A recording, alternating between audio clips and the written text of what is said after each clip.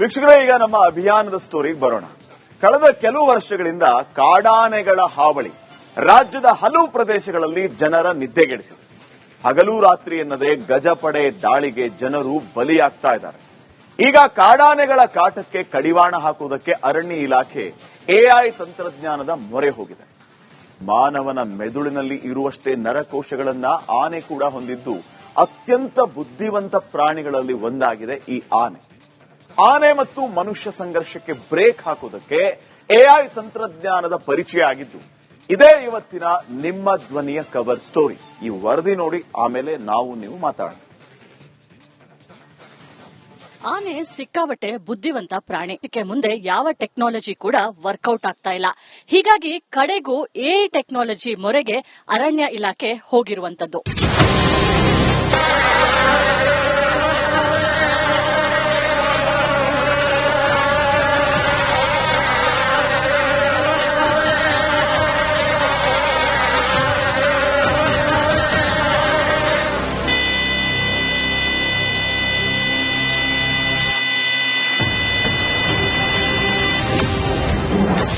ಕಾಡಾನೆ ಕಾಟ ತಡೆಗೆ ಬಂತು ಎಐ ಕ್ಯಾಮೆರಾ. ರೈತರಿಗೆ ನೆರವಾದ ಹೊಸ ಎಐ ತಂತ್ರಜ್ಞಾನ. ಈ ದೃಶ್ಯವನ್ನ ನೋಡಿ. ಹಿಂಡಾಗಿ ಕಾಡಾನೆಗಳು ತೋಟದ ಒಳಗೆ ನುಗ್ಗಿತಾ ಇರೋದು, ದಿಢೀರ್ ಕೇಳಿದ ಶಬ್ದಕ್ಕೆ ಬೆಚ್ಚಿ ಬೀಳೋದು, ಬಂದ ದಾರಿಯಲ್ಲೇ ವಾಪಸ್ ಕಾಲ್ ಕೀಳೋದು. ಇದೇ ನೋಡಿ ರೈತರಿಗೆ ಸಹಾಯವಾಗುವಂತಹ ಎಐ ತಂತ್ರಜ್ಞಾನ.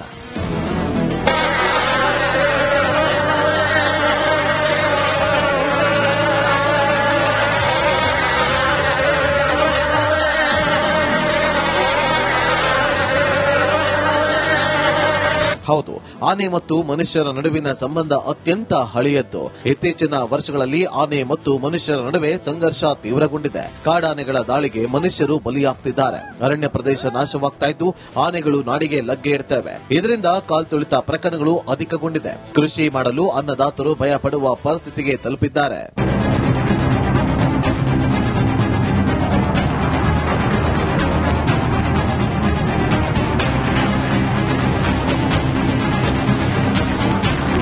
ಇನ್ನು ಆನೆ ಸಿಕ್ಕಾಪಟ್ಟೆ ಬುದ್ಧಿವಂತ ಪ್ರಾಣಿ. ಹೀಗಾಗಿ ಕಾಡಾನೆಗಳ ಕಾಟ ತಡೆಗೆ ಸಾಕಷ್ಟು ಪ್ರಯತ್ನಗಳು ಮುಂದುವರೆದಿವೆ. ಈ ಪೈಕಿ solar fencing, elephant cadre, hanging fence ಇನ್ನಿತರ ತಂತ್ರಗಳನ್ನ ಕಂಡು ಹಿಡಿಯಲಾಗಿದೆ. ಆದರೆ ಮನುಷ್ಯ ಮಾಡುವ ಎಲ್ಲಾ ಪ್ರಯತ್ನಗಳು ಆನೆಯ ಮುಂದೆ ಮಂಡಿಯೂರಿದೆ. ಆದ್ರೀಗ ಆನೆ ಬುದ್ಧಿವಂತಿಕೆಗೆ ಸವಾಲೊಡ್ಡಲು ಎಐ ಟೆಕ್ನಾಲಜಿ ಪರಿಚಯಗೊಂಡಿದೆ. ಪ್ರತಿಯೊಂದು ನಾವು ಚಟುವಟಿಕೆಗಳು ಏನ್ ಮಾಡ್ತೇವೆ ಅದಕ್ಕೆ ತಕ್ಕಂತೆ ಆನೆಗಳು ಕೂಡ ಅದಕ್ಕೆ ಪರಿಹಾರ ಯಾವ ರೀತಿ ಆಗಬೇಕು ಅದರ ಬಗ್ಗೆ ಚಿಂತನೆ ಮಾಡಿ ಅದು ಒಂದು ಬೇರೆ ವ್ಯವಸ್ಥೆ, ಪರ್ಯಾಯ ವ್ಯವಸ್ಥೆ ಮಾಡುತ್ತೆ. ಆನೆಗಳು ಬೇರೆ ಒಂದು ದಾರಿ ಹುಡುಕ್ತದೆ. ಈ ಸೋಲಾರ್ ಫೆನ್ಸಿಂಗ್ ಶುರುವಲ್ಲಿ ನಾವು ಹಾಕುವಾಗ ಆನೆಗಳು ಅದು ಹೋಗಿ ಟಚ್ ಆದ ಕೂಡಲೇ ಶಾಕ್ ಏನ್ ಬರ್ತಾ ಇತ್ತು, ವಾಪಸ್ ಹೋಗ್ತಾ ಇತ್ತು. ಅದು ಆದ್ಮೇಲೆ ಬೇರೆ ರೀತಿ ಅದು ಯೋಚನೆ ಮಾಡಿಕೊಂಡು ಹೆಂಗ್ ಕ್ರಾಸ್ ಮಾಡಬೇಕು, ಹೆಂಗ್ ಡ್ಯಾಮೇಜ್ ಮಾಡಬೇಕು ಎಲ್ಲ ಪ್ರಯತ್ನ ಮಾಡಿಕೊಂಡು ಅದು ಹೋಗುತ್ತೆ. ಆನೆ ಧ್ವನಿ ಇರುವ ಹೊಸ ಎಐ ತಂತ್ರಜ್ಞಾನಕ್ಕೆ ಯಶಸ್ಸು. ವಿಜ್ಞಾನಿಯ ಕೈಚಳಕದಲ್ಲಿ ಸಿದ್ಧಗೊಂಡ ಎಐ ಟೆಕ್ನಾಲಜಿ. ಆನೆಗಳ ಕಾಟ ತಡೆಗೆ ಇದೀಗ ಎಐ ಟೆಕ್ನಾಲಜಿ ಮೊರೆ ಹೋಗಲಾಗಿದೆ. ತಮಿಳುನಾಡು ನೆಲ್ಲೂರು ಮೂಲದ ಬಿಜೆಂಟ್ ಎಂಬ ಸಂಸ್ಥೆ 5 ವರ್ಷಗಳ ನಿರಂತರ ಪ್ರಯತ್ನದಿಂದ ಫಾರ್ಮ್ ಗಾರ್ಡ್ ಎಂಬ ಎಐ ಟೆಕ್ನಾಲಜಿ ಕಂಡುಹಿಡಿದಿದೆ. ಈ ಎಐ ಟೆಕ್ನಾಲಜಿ ಆನೆಗಳ ಜೊತೆ ಸಂವಹನಕ್ಕೆ ಇಳಿದಿವೆ. ರಾಘವೇಂದ್ರ ಅನ್ನೋರು ಆಗಾಗ್ಗೆ ಸರ್ಕಾರಿ ಕಾರ್ಯಕ್ರಮಗಳು, ರಾಜ್ಯಪಾಲರ ಕಾರ್ಯಕ್ರಮಗಳಿಗೆ ಹೋಗ್ತಾ ಇದ್ರು. ಆಗ ಸಾಕಷ್ಟು ರೈತರು ವನ್ಯಜೀವಿಗಳಿಂದ ತಮ್ಮ ಹೊಲ ಗದ್ದೆಗಳಿಗೆ ಆಗ್ತಿದ್ದ ಸಮಸ್ಯೆಗಳ ಬಗ್ಗೆ ಕಣ್ಣೀರು ಹಾಕ್ತಾ ಇದ್ರು. ಇದರಿಂದ ಬೇಸರಗೊಂಡ ರಾಘವೇಂದ್ರ ಅವರು ಎಐ ಬಳಸಿ ಪರಿಹಾರ ಕಂಡುಕೊಳ್ಳುವ ಬಗ್ಗೆ ಬಳದಂತ ಆಲೋಚನೆಯೇ ಇದೀಗ ಅನ್ನದಾತರಿಗೆ ವರದಾನವಾಗಿದೆ. Like based on animal dimension and their tusker size, everything. So our device will be creating a sounds based on that. So how we are speaking in English, Kannada, Malayalam, Tamil, the same way animal will be having their own languages. So that and all will be generated by our device. So make the animal go back into the forest in a safe manner. So that is the main thing we follow, sir.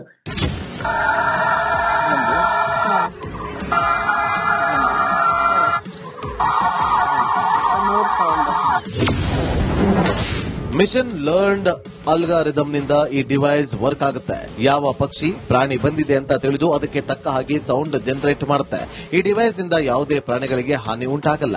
ಇದರಿಂದಾಗಿ ರೈತರ ಬೆಳೆ ಹಾನಿಯಾಗದಂತೆ ಅನುಕೂಲವಾಗಲಿದೆ. ಇದು ಸಮಸ್ಯೆ ಎಲ್ಲ ಗದ್ದೆಗಳ ಹತ್ರ ಬರುತ್ತೆ. ಅಲ್ಲಿ ಶುಗರ್ ಕೇನ್ ಅದನ್ನೆಲ್ಲ ತಿನ್ನುತ್ತೆ, ಮತ್ತೆ ಬೆಳೆಗಳೆಲ್ಲ ನಾಶ ಆಗುತ್ತೆ. ಸೊ ಅದಕ್ಕೆ ಎಐ ಟೆಕ್ನಾಲಜಿ ಬಹಳ ಸೂಕ್ತವಾಗಿದೆ, ಉನ್ನತ ಸ್ಥಾನದಲ್ಲಿದೆ. ಈಗ ಡೀಪ್ ಫೇಕ್ ಟೆಕ್ನಾಲಜಿ ಅಂತ ಬಂದಿದೆ. ಈಗ ಆ ಡೀಪ್ ಫೇಕ್ ಟೆಕ್ನಾಲಜಿ ಧ್ವನಿ ಉಪಯೋಗಿಸಬಹುದು, ನಾವು ವಿಜುವಲ್ ಇದು ಉಪಯೋಗಿಸಬಹುದು, ಒಂಥರ ಸಿಮ್ಯುಲೇಟ್ ಮಾಡಬಹುದು, ಆ ಸನ್ನಿವೇಶವನ್ನು ಸಿಮ್ಯುಲೇಟ್ ಮಾಡಬಹುದು. ಸದ್ಯ ಆನೇಕಲ್, ಬಂಡೀಪುರ ಸೇರಿ ರಾಜ್ಯದ 35 ಕಡೆಗಳಲ್ಲಿ ಎಐ ಟೆಕ್ನಾಲಜಿ ಹಾಕಲಾಗಿದೆ. ಈಗಾಗಲೇ ರಾಮನಗರ, ಚನ್ನಪಟ್ಟಣ, ಹುಣಸೂರು, ನಾಗರಹೊಳೆ, ಚಾಮರಾಜನಗರ 35 ಡಿವೈಸ್ ವರ್ಕ್ ಆಗ್ತಾ ಇದೆ. ಪ್ರತಿದಿನ ಸಂಜೆ 6 ಗಂಟೆಯಿಂದ ಬೆಳಗ್ಗೆ 8 ಗಂಟೆ ತನಕ ಈ ಡಿವೈಸ್ ಕೆಲಸ ಮಾಡುತ್ತೆ. ಡಿವೈಸ್ ನಲ್ಲಿ 10 ಸೌಂಡ್ಗಳನ್ನು ಹಾಕಲಾಗಿದೆ. ಆಂಬ್ಯುಲೆನ್ಸ್, ಸೈರನ್, ಜೇನುಹುಳ, ಜನರ ಕೂಗಾಟದ ಧ್ವನಿ ಸೇರಿಸಲಾಗಿದೆ. ಆನೆಯ ಭಾಷೆ ಕೂಡ ಇದರಿದೆ. ನಾವು ರಾಗಿ ಬೆಳೆ ಬೆಳೀತಿದ್ದೋ, ಈ ಪ್ರೀತಿ ಮೊದಲಕ ಇತ್ತು. ಇವಾಗ ಇದು ಹಾಕಿದ್ಮೇಲೆ ಯಾವ ತೊಂದರೆನೂ ಇಲ್ಲ. ಎಷ್ಟೊತ್ತಿ ಅಂದ್ರೆ ರೈಲ್ ಕಂಬಿ ಹಾಕೋತ್ ಮುಂದೆ 7 ಗಂಟೆಗೆ ಇರೋ ಹೊಲ್ದಾಗ. ಇವಾಗ ಇದು ಹಾಕಿದ್ಮೇಲೆ ಯಾವ ತೊಂದರೆನೂ ಇಲ್ಲ. ಮನೆಯಾಗ ಮಲಿಕೋತೀವಿ. ಮರದ ಮೇಲೆ ಗುಡ್ಲ ಹಾಕೊಂಡು ಮಲಗ್ತಿದ್ದೋ ಮೇಡಮ್ ಅವ್ರೆ, ಅಷ್ಟೇ. ಇಲ್ಲ, ಇವಾಗ ಯೋಚನೆ ಇಲ್ದಿರ ಮನೆಗಿದ್ದೀವಿ. ಕಾಡಾನೆಗಳ ಕಾಟ ತಡೆಗೆ ಎಐ ತಂತ್ರಜ್ಞಾನ ಸಹಾಯಕವಾಗಿದ್ದು, ಇದರಿಂದಾಗಿ ರೈತರು ನಿಟ್ಟುಸಿರು ಬಿಡುವಂತಾಗಿದೆ.